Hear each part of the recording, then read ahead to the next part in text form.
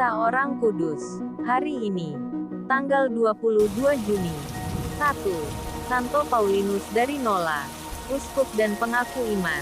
Paulinus lahir dari sebuah keluarga bangsawan Romawi di Bordeaux, Prancis, pada tahun 353. Di antara kaum keluarganya yang berasal dari Spanyol, banyak yang berpangkat senator, prefek dan konsul.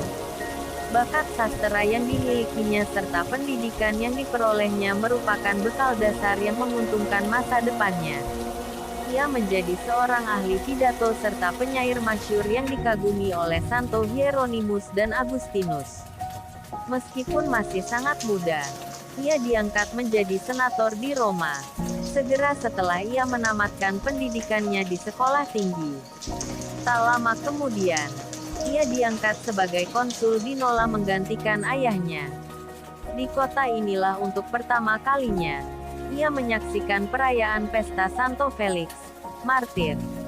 Dilihatnya ribuan orang berduyun-duyun ke kota untuk mengunjungi makam Santo Felix.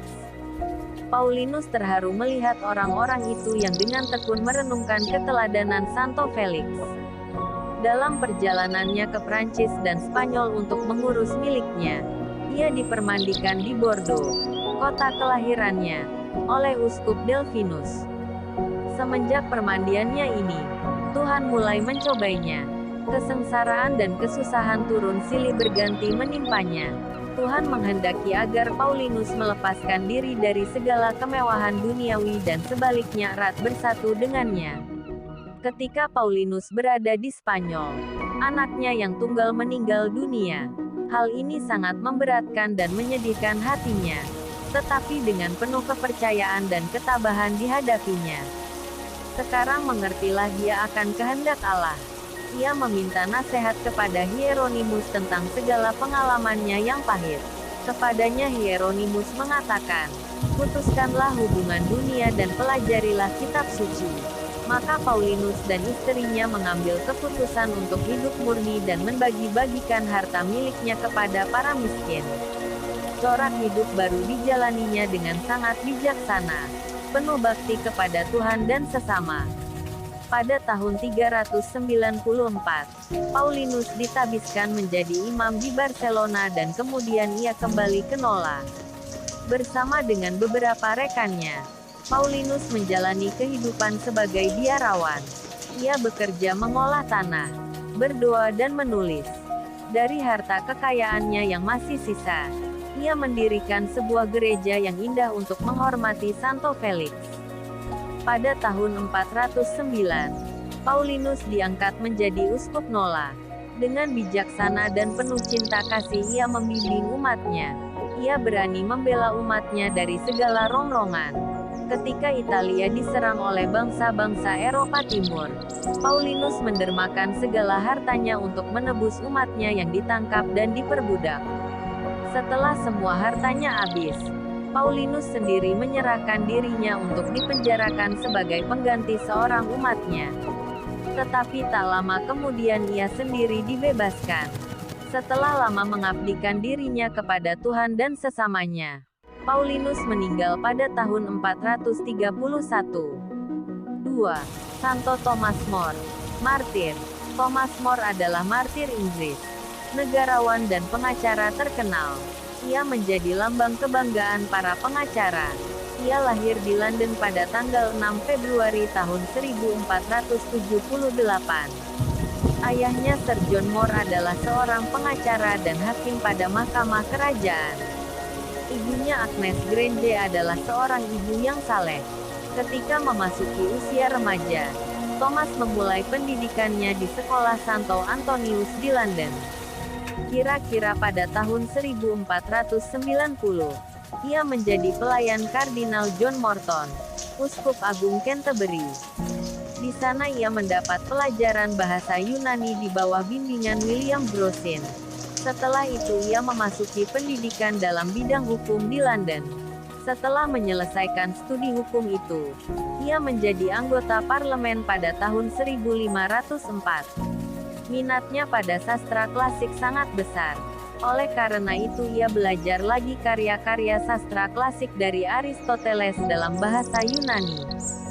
Selain mahir dalam bahasa Yunani, Thomas pun mahir berbahasa Latin dan Prancis, serta ahli di bidang sejarah, ilmu pasti dan musik. Keahlian-keahlian ini membuat dia menjadi seorang pengacara yang populer, tetapi juga orang yang ragu-ragu akan panggilan imamat yang sudah lama bergolak di dalam batinnya. Atas nasihat Pastor John Cole, pembimbing rohaninya, Thomas akhirnya mengambil keputusan untuk tetap menjadi awam Katolik yang berkecimpung dalam bidang politik. Ia kemudian menikah dengan Jane Cole pada tahun 1505. Tuhan mengaruniakan kepadanya 3 orang putri dan seorang putra, sepeninggal istrinya Jane Cole. Pada tahun 1511, Thomas menikah lagi dengan Elise Middleton, seorang janda. Thomas benar-benar seorang awam Katolik yang beriman. Hidupnya sangat sederhana. Ia tidak pernah menerima uang suap untuk semua perkara yang ditanganinya. Ia bahkan berhasil memberantas korupsi dan kemalasan dalam kantor pengadilan kerajaan. Sampai akhir hidupnya, ia tetap setia menjalankan tapa, doa dan renungan setiap hari. Seluruh anggota keluarganya setiap pagi diajaknya berdoa pagi dan malam. Pada waktu makan siang, mereka mendengarkan bacaan kitab suci atau riwayat orang-orang kudus. Dia sendiri setiap hari Jumat merenungkan sengsara Tuhan serta berbuat amal kepada orang-orang yang berkesusahan. Keahliannya di bidang hukum dan sastra membuat dia dikenal banyak orang hingga di luar negeri. Rumahnya ramai dikunjungi orang dan menjadi tempat pertemuan para ilmuwan dan seniman dari berbagai negara.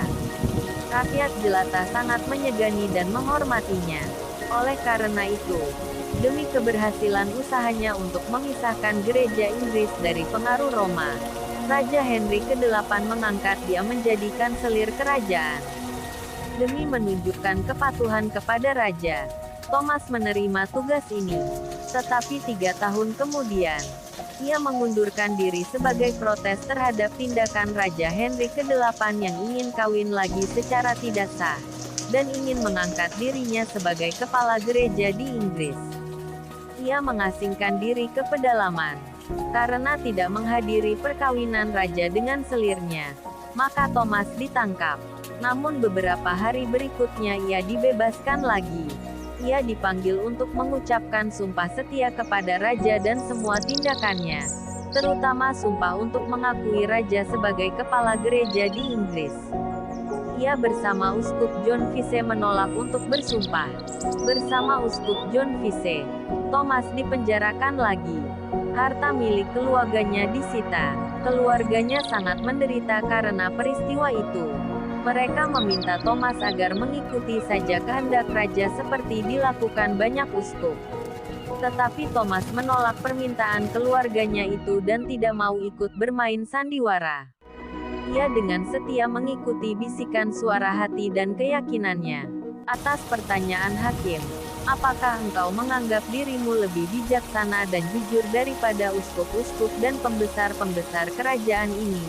Thomas dengan tegas menjawab, meski uskup-uskup tidak sependapat dengan aku, ada ratusan orang kudus yang mendukung aku. Meski parlemenmu tidak sependapat dengan aku didukung oleh konsili-konsili umum yang telah berkali-kali diadakan. Meski seluruh kerajaan tidak sependapat dengan aku, seluruh kerajaan Kristen sependapat dengan aku. Karena ketegasan dan pendiriannya itu, kepalanya dipenggal pada tanggal 6 Juli tahun 1535. Ia mati sebagai seorang martir, seorang awam Katolik yang beriman kokoh. 3. Santo Yohanes Vesey, uskup dan martir. Yohanes Vesey adalah sahabat karib Thomas More dan Rasmus. Ia lahir di Beverly, Yorkshire pada tahun 1469 sebagai putra bungsu Robert dan Agnes Vesey. Pada usia 14 tahun ia disekolahkan di Cambridge sampai memperoleh gelar bakalaureat pada tahun 1487, dan gelar master pada tahun 1491. Pada tahun itu juga, Ia ditabiskan menjadi imam dalam usia 22 tahun. Kariernya terus meningkat dalam berbagai jabatan penting yang dipercayakan kepadanya. Wakil Kanselir, pembimbing rohani Lady Margaret Beaufort, ibu dari Raja Henry ke-8 dan usaha-usaha dalam bidang pendidikan. Ia berhasil membujuk Lady Margaret untuk mendukung usaha Raja Henry dalam memajukan pendidikan. Ia mendirikan Kolose Kristus dan dengan bantuan dana dari Lady Margaret ia mendirikan Kolose Santo Yohanes di Cambridge. Masih banyak lagi usaha lain yang ia kerjakan demi pelayanannya kepada umat. Pada usia 35 tahun, ia diangkat menjadi uskup Worcester. Ia dikenal luas sebagai pengkhotbah ulung dan sebagai seorang uskup yang rajin dan bijaksana dalam rencana-rencananya. Sebagai orang yang cakap dalam ilmu ketuhanan, ia menulis beberapa buku antara lain tentang sakramen Ekaristi, 1527. Bahan-bahan khotbahnya sangat banyak diterbitkan. Semua keberhasilannya demi pelayanan kepada umat dicapainya dengan banyak pengorbanan. Pada tahun 1529, tatkala ia menjabat sebagai penasehat Katrina dari Aragon, ia dengan tegas menentang kebejatan Raja Henry ke-8 karena memperkosa Katrina. Karena itu ia dimusuhi oleh raja. Kecuali itu, ia berusaha keras untuk menggagalkan keinginan Raja Henry ke-8 untuk menjadi kepala gereja di Inggris. Selama itu hidupnya terus dibayang-bayangi ancaman kematian. 2 kali ia ditangkap dan dipenjarakan. Meski demikian ia tetap teguh pada pendirian dan imannya. Sementara mendekam di dalam penjara, Paus mengangkatnya menjadi kardinal. Pengangkatan itu semakin memperhebat kemarahan Raja Henry, yang memuncak pada pembunuhan atas dirinya secara mengerikan. Pada tanggal 22 Juni tahun 1535, ia dijatuhi hukuman mati penggal kepala. Ia dengan gagah berani menghadapi ajalnya demi umat, kebenaran dan Kristus. Ia, seorang sarjana terkenal, ahli perpustakaan, dan seorang uskup yang membaktikan diri sepenuhnya bagi kesejahteraan rohani umatnya. Pada tahun 1935, ia dinyatakan sebagai santo.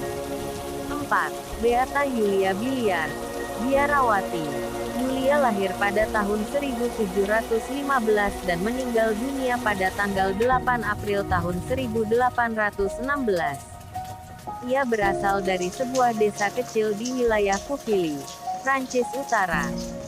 Ia dikenal juga sebagai salah seorang pendiri perkumpulan Notre Dame d'Amour di Belgia, yang mengabdikan diri di bidang karya pelayanan dan pemeliharaan anak-anak miskin.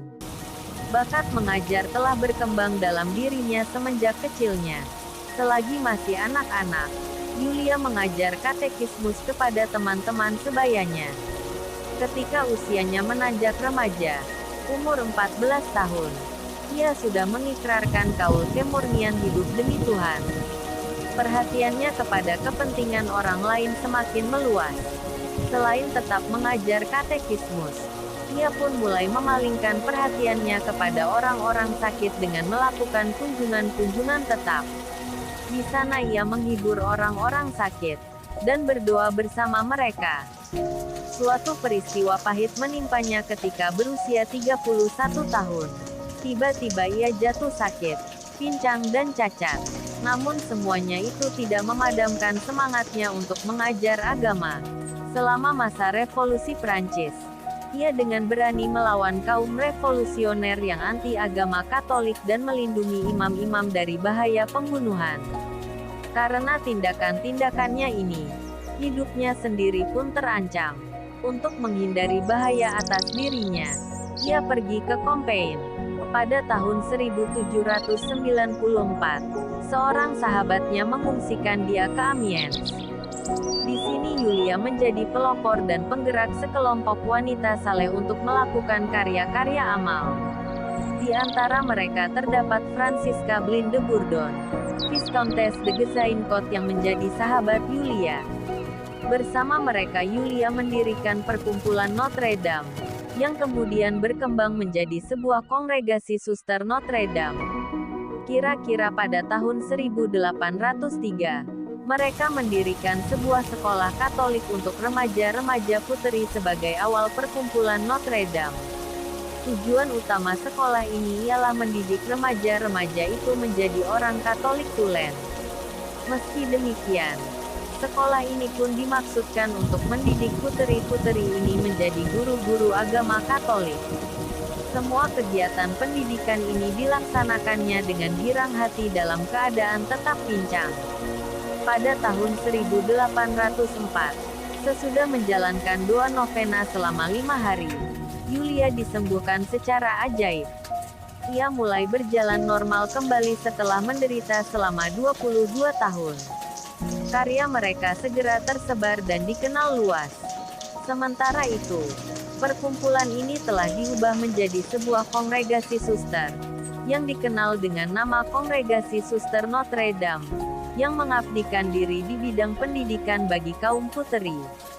Karena semakin berkembang luas dan dikenal, kongregasi ini mendirikan beberapa lagi rumah biara di Belgia. Pada tahun 1809, Yulia meninggal pada tanggal 8 April tahun 1816. Pada tahun 1906, ia digelari sebagai Beata, yang berbahagia. 5. Santo Albanus, martir. Riwayat hidup Albanus ditulis oleh Santo Beda kira-kira pada tahun 700. Albanus adalah orang Kristen pertama yang dibunuh di Kepulauan Britania, dan martir Inggris pertama pada akhir abad ketiga. Sejak abad pertama, Kepulauan Britania berada di bawah kekuasaan Romawi. Iman Kristen yang berkembang di sana dibawa oleh tentara-tentara Roma yang beragama Kristen. Pada masa penganiayaan umat Kristen di seluruh kekaisaran Romawi sewaktu Diocletianus menjadi kaisar, ada seorang imam yang dikejar-kejar oleh tentara-tentara Romawi. Imam ini bersembunyi di rumah Albanus, seorang kafir. Selama persembunyiannya, imam ini mengajari Albanus ajaran-ajaran iman Kristen. Pada suatu hari, Albanus mengenakan pakaian imam itu dan berjalan-jalan di luar rumahnya. Ia segera ditangkap dan diseret ke pengadilan. Dengan berani ia mengakui diri sebagai penganut agama Kristen. Karena itu pengadilan Romawi segera menjatuhkan hukuman pancung atas dirinya di atas sebuah bukit yang disebut Verulamium. Oleh orang Inggris, bukit ini disebut Bukit Saint Albans. Santo Paulinus dari Nola, Santo Thomas More, Santo Yohanes Vise, Beata Yulia Biliar, dan Santo Albanus. Doakanlah kami. Kak Carla Channel.